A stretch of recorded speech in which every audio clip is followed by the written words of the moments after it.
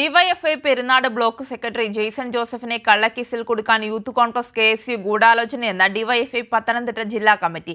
Mount Zion കോളേജിൽ നടന്ന സംഘർഷത്തിൽ പരാതി നൽകിയ വിദ്യാർത്ഥിനിയുടെ പരാതി വ്യാജമാണെന്ന് തെളിയിക്കുന്ന രേഖകൾ ഇതിനോടകം തന്നെ പുറത്തുവന്നുവെന്ന് ജെയ്സൺ ജോസഫും അവകാശപ്പെട്ടു.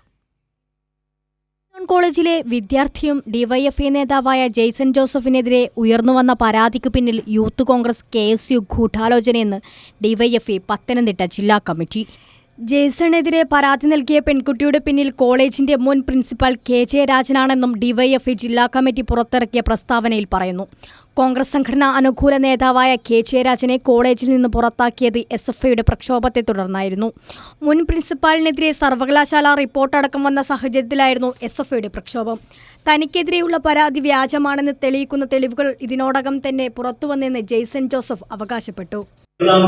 മൗണ്ട് സിയോൺ ലോ കോളേജിൽ നടന്ന സംഭവവുമായി ബന്ധപ്പെട്ടുകൊണ്ട് എനിക്കും എന്റെ സുഹൃത്തുക്കൾക്കുമെതിരെ ഉയർന്നു വന്ന ആരോപണങ്ങൾ വ്യാജ ആരോപണങ്ങളാണ് തെളിയിക്കുന്ന CCTV ദൃശ്യങ്ങളാണ് ഇപ്പോൾ പുറത്തു വന്നിരിക്കുന്നത്.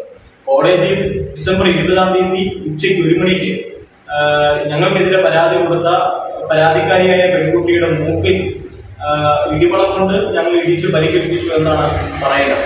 ഈ കുട്ടിയെ പരിശോധിച്ച ഡോക്ടർ അന്ന് തന്നെ 3 മണിയായപ്പോൾ പത്തനംതിട്ട ജനറൽ ആശുപത്രിയിൽ പോയി ഡോക്ടറിനെ കാണുകയും ആ ഡോക്ടറാണെങ്കിൽ ആ കുട്ടിയെ പരിശോധിച്ചിട്ട് യാതൊരു കുഴപ്പവും ആ കുട്ടിക്കില്ല എന്ന് OP ടിക്കറ്റിനകത്തും മൂൺ സർട്ടിഫിക്കറ്റിനകത്തും എഴുതി വെക്കുന്ന സാഹചര്യം കൂടി ഉണ്ടായിട്ടുണ്ട്.